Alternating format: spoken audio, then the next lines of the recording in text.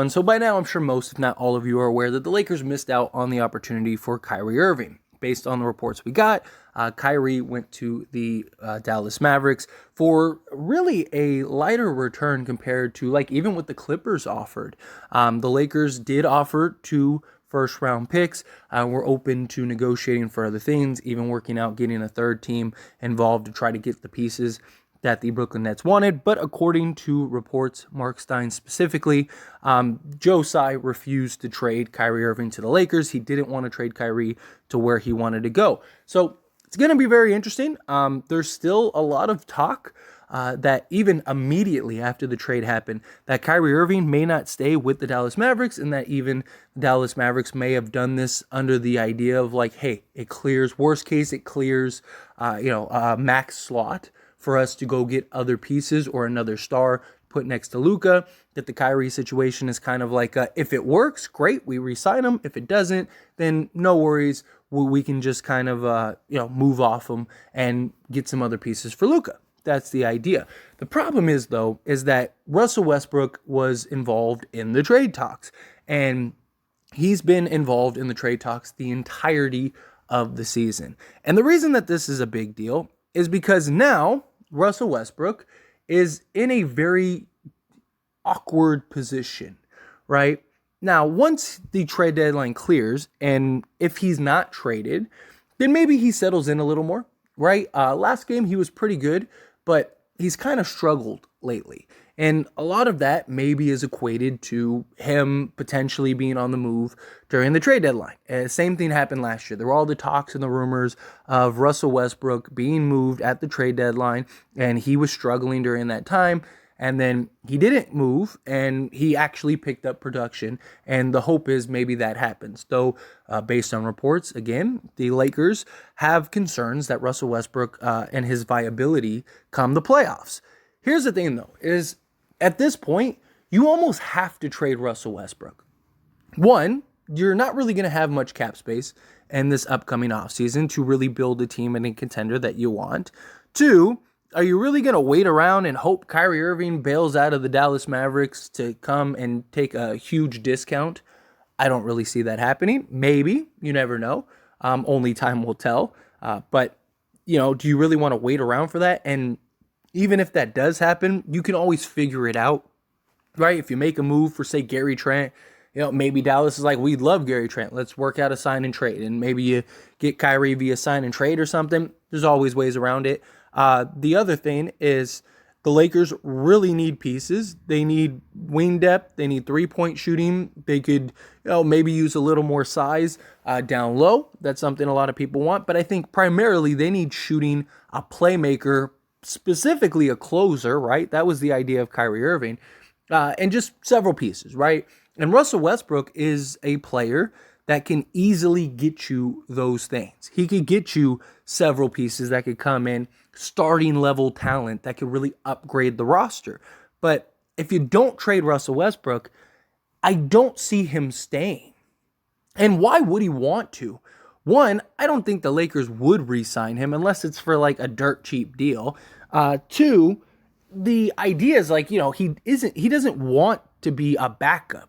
He wants to be a starting level point guard, and he still is. I mean, he's still the best point guard we have on the roster. He should be starting. It's just him next to LeBron James is kind of clunky, a little awkward, although him and LeBron still play a ton of minutes together. He should be starting. But when he does play with like the starting unit, right, our bench production is awful. So we need him to come off the bench. But if you can get the right pieces, maybe Dennis Schroeder comes off the bench now, and he kind of fills in and gives you that production. You're going to get more production in the starting lineup. Certain guys that are in the starting lineup probably fall back into the bench role, so your bench production gets better. All like this chain reaction of events, right? But even if the Lakers wanted to keep Russell Westbrook, let's say they were like, you know what, we're going to re-sign Russell Westbrook next season. Why would Russell Westbrook want to re-sign with the Lakers? All that has happened is he's been the scapegoat. He's, been ridiculed for everything. He's the guy that the Lakers just keep dangling and toying with. If it's him, he's looking at it as like, why? why would I want to be here? Why would I want to stay here? Let me go somewhere else, right? He's never going to be a 40 million a year player again, but I do think that he's a guy that could get somewhere in like the, maybe 12 to 18 million range, somewhere in that ballpark. And not just that, but he might even take a discount if it's a place that can start him, right? Like would the like Washington Wizards. Washington Wizards, yes, they got Kendrick Nunn, but do they see him as like a starting point guard? Or do they look at him as he's better as like a scoring guard off the bench? Let's go get Russell Westbrook for X amount of dollars. And that could work, right? Russell Westbrook worked great next to Bradley Beal. He was great for the Wizards. He averaged like a 22 point a game, triple-double.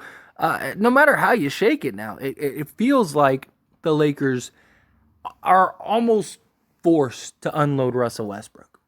This whole Kyrie debacle, like that was supposed to be the answer, right? You go and you trade Kyrie Irving, or you trade for Kyrie Irving, you unload Russell Westbrook, you get the better fit. Now you have the team that you got with Kyrie Irving. Maybe you can make a smaller move with Patrick Beverley and Kendrick Nunn, and then in the offseason, you're off to the races. And so far, this big three just still hasn't fully worked. Now, a lot of it is they haven't played games together, right? I mean, the three of them healthy have played, a small sample size compared to the amount of games that they've played. Russ has played almost every game, right? And he would have played every game. I mean, even last year, the games that he missed was because the Lakers sat him. Most of the games this season, he missed because the Lakers sat him. So he's the only guy that's been there night in and night out. But even then, he hasn't figured out how to combine the playmaking with the scoring. He's been arguably our best playmaker. In my opinion, he has been our best playmaker, but he's the lack of shooting is a real problem, right? Because Russ can't really shoot, and he is best getting to the rim. Problem is that he's getting to the rim, but he's got to fight over, 3, 4, 5 players in order to score. So it's just dropping down his production, and he's not able to give you the scoring with the playmaking. And I don't see that changing and getting fixed.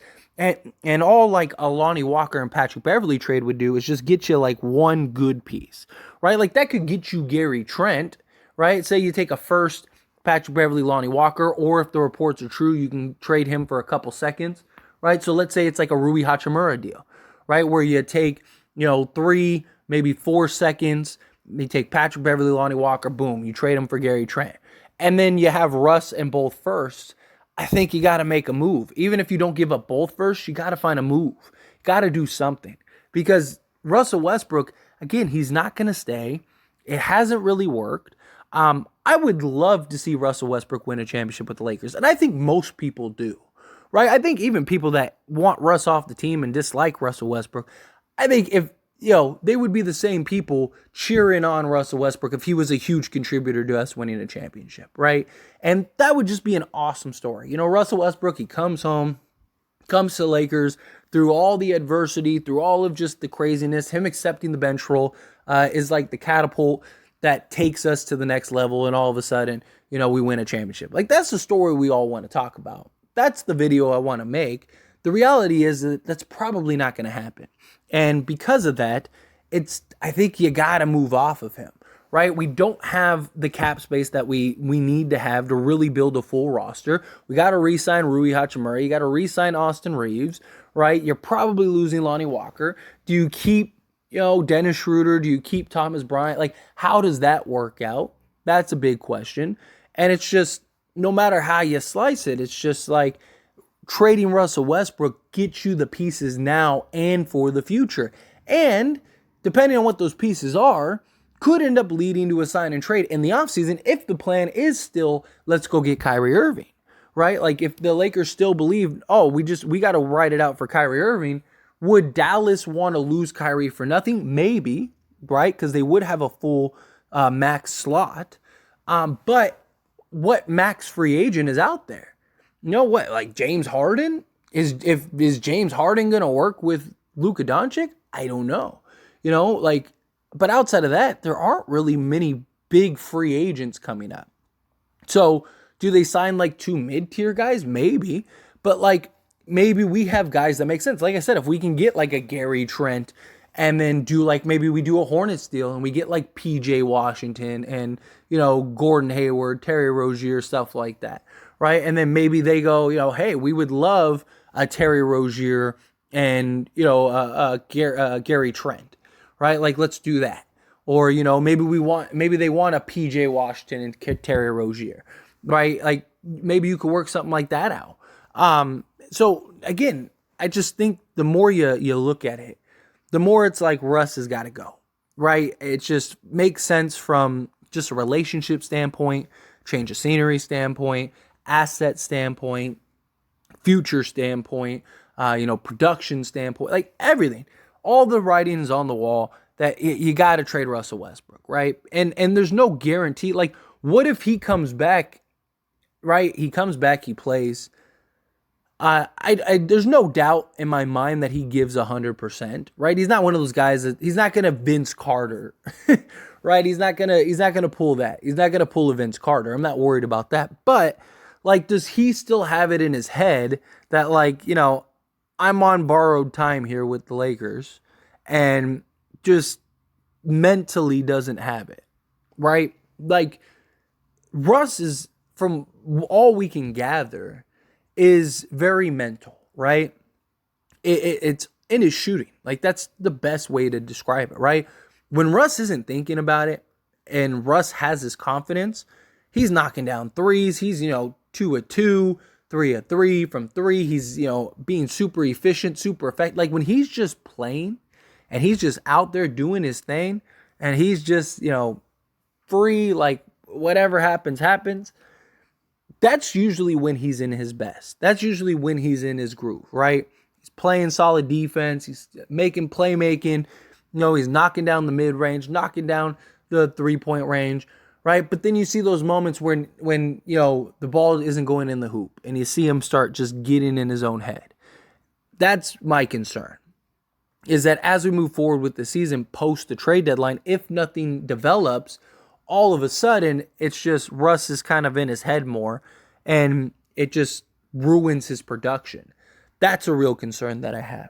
And that's something that I think should be a concern for all of us. So I really think we need to just, package what we can package, find the best deal possible. We still have a couple days, at least at the time of recording this video, there hasn't been anything, but maybe at some point, depending on when you're watching this video, maybe we're like, hey, we traded Russ for this, that, and that, right? But find the best package, the best trade available, and get that.